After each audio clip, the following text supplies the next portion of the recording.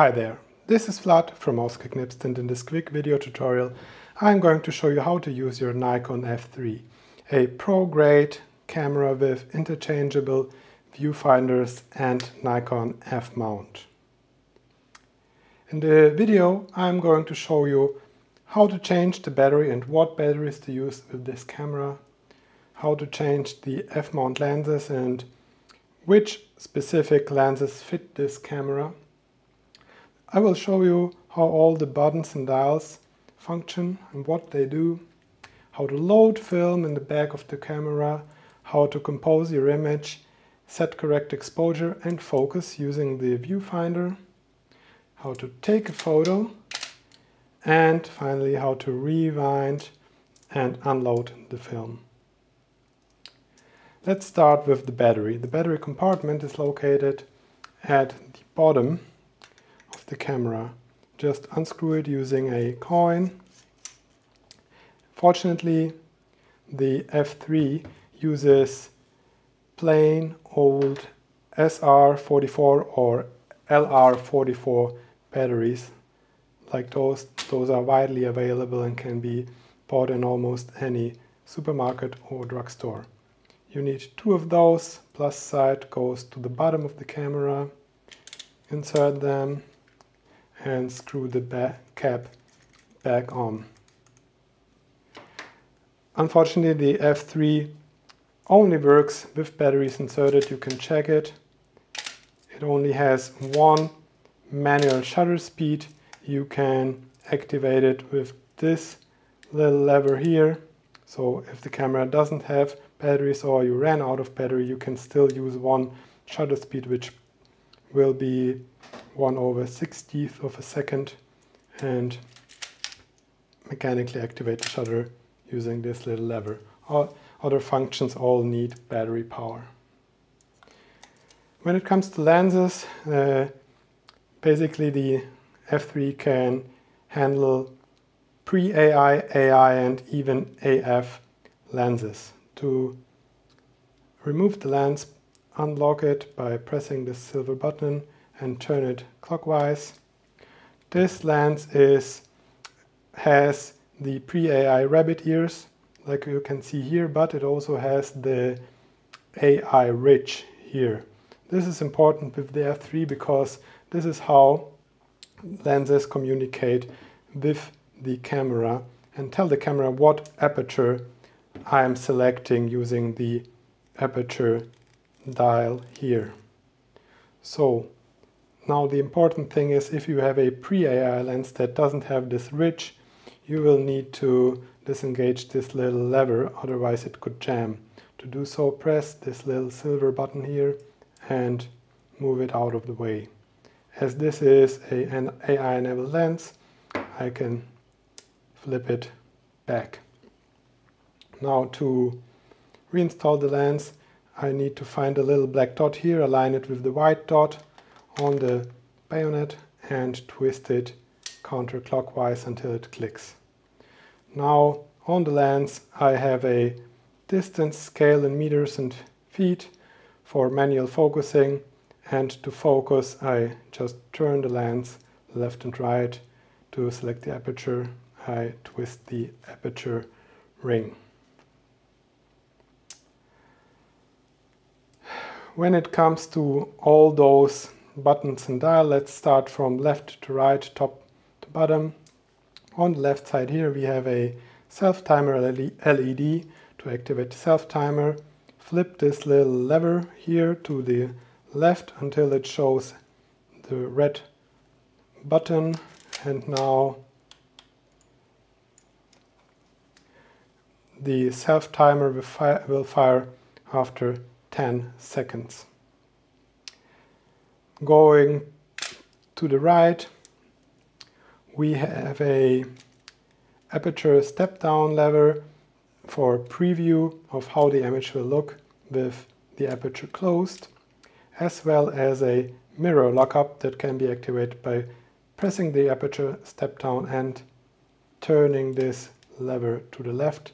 Now the mirror is locked up, which is especially useful when you're doing long exposures with a tripod. there's also a tripod screw at the bottom of the camera.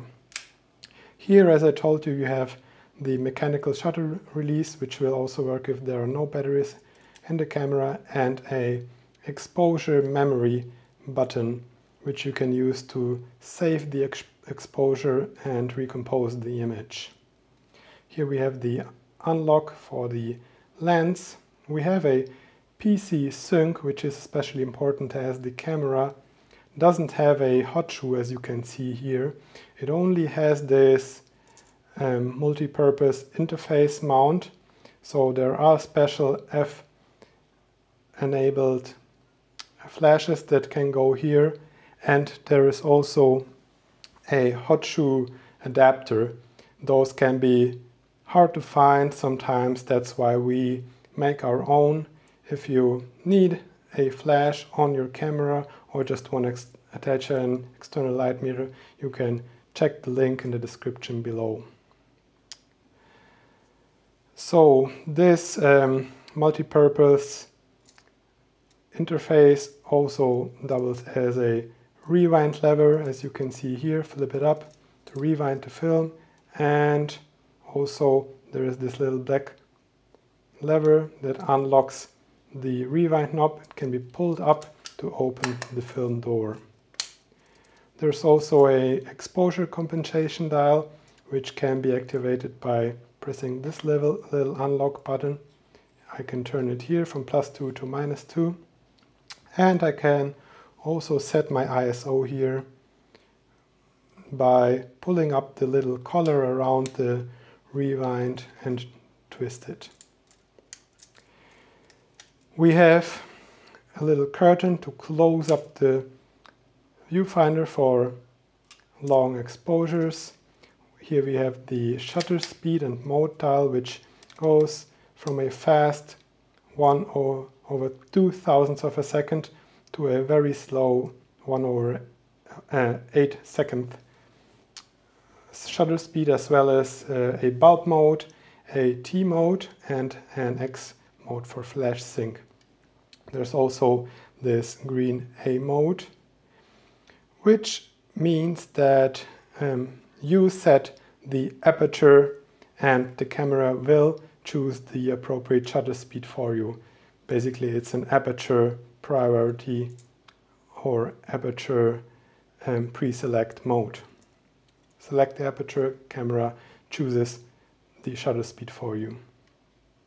To get out of the A mode, you need to press this little silver button in the middle and unlock it. Now I can twist it again. And here we have the self-timer, as I showed you before, and a exposure lock. So now I can't release the shutter anymore. Lastly, we have this little lever here for double exposures. It will hinder the film from advancing one frame, so you can double expose the same frame. You have a film reminder window here, and at the bottom, battery compartment, winder attachment, and rewind unlock. Now, before we load the film, let's set the ISO. I have a 200 ISO film here, so let's set the ISO to 200. Pull up the lever and twist it. Now it's set to 200. Open the back door by pulling up the rewind lever. Now it's also a good time to check the light seals of the camera, as most vintage cameras need replacement of the light seals. With the F3, mainly there are those thin light seals inside those grooves at the back of the body, top and bottom. Those seem in good shape. If you need to replace them, which means if you encounter light leaks with your developed film, you will have to replace them. We also have them in our store if you're interested. Now let's insert the film, pull up the rewind lever once again, insert the canister, pull it over the shutter plane, fill it inside the little take-up spool slit here and hold it in place with one of your thumbs while releasing the shutter and advancing the film slowly. Make sure that it catches up properly. 2 frames are good to see if it is properly spooled. Now I can close the door, advance 2 more times, and now I can also check if I really loaded the film properly with the take-up spool. This rewind should turn together with the advance as it does. Now I know film is properly loaded, and now we have a film counter here which is now set to 0, and I know that from now on I will have 36 exposures, depending on the film I loaded, obviously, to shoot. When I shoot, I need to expose the film properly, and to do so there is a built-in light meter in this camera which tells me information inside of the viewfinder. Let me set the camera so that I can show you how it looks. If you're looking through the viewfinder, this is how it looks.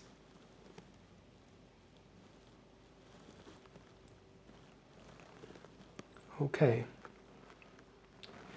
Now, as you can see, I've set the shutter speed dial to the A mode, which means, as I told you, that while choosing the aperture manually, the camera will propose and select a shutter speed for me. In this case, with the 200 ISO film set and an aperture of 8 selected, the camera tells me that it will choose a shutter speed of 1/80th of a second to expose the film properly. If I change the aperture, and you can also see it mirrored in the little window there, it's hard to not cover it while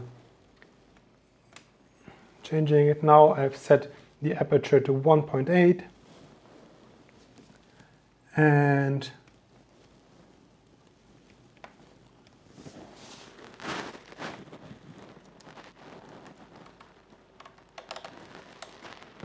no, why isn't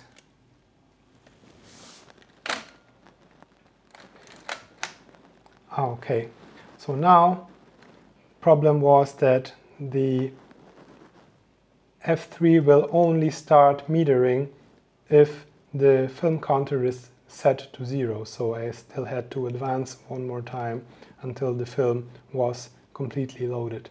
So now I'm at an aperture of f8 and camera is setting the shutter speed to 1/4th of a second. When I twist the aperture dial, set it to 1.8, I get 1/60th of a second. Pretty straightforward. I can also select a shutter speed manually. Now I've set it to 1/125, and it also tells me which direction I should turn the shutter speed dial to get proper exposure. If I set it to 60th, like it told me before, I know that this is the correct exposure. In order to focus, I have this little split screen indicator depending on the camera. Those split screen prisms can vary. For this specific one, I don't even have a split screen, but as you can see, if I turn the lens and focus on my Leica here, the center of the image becomes clear and or distorted depending on whether I'm in focus or not. Now I'm in focus, now I'm not. pretty straightforward stuff. That's it when it comes to focusing and setting your exposure. Last thing that is left is now when I'm finished shooting the film, let me expose a couple of times. I need to rewind and unload the film. To do so, I press this little button at the bottom, pull up the rewind lever and rotate it in the direction of the arrow. It shows me clockwise. Turn it until I don't feel any resistance anymore. You can even hear it slipping out of the take-up spool right now. Now I can open the back door, remove the film and send it over to my favorite lab or develop it myself. That's it for today. If you found this video helpful and are interested in more videos like this one, consider subscribing to our channel. It will help us out a lot. And thanks for watching. See you next time.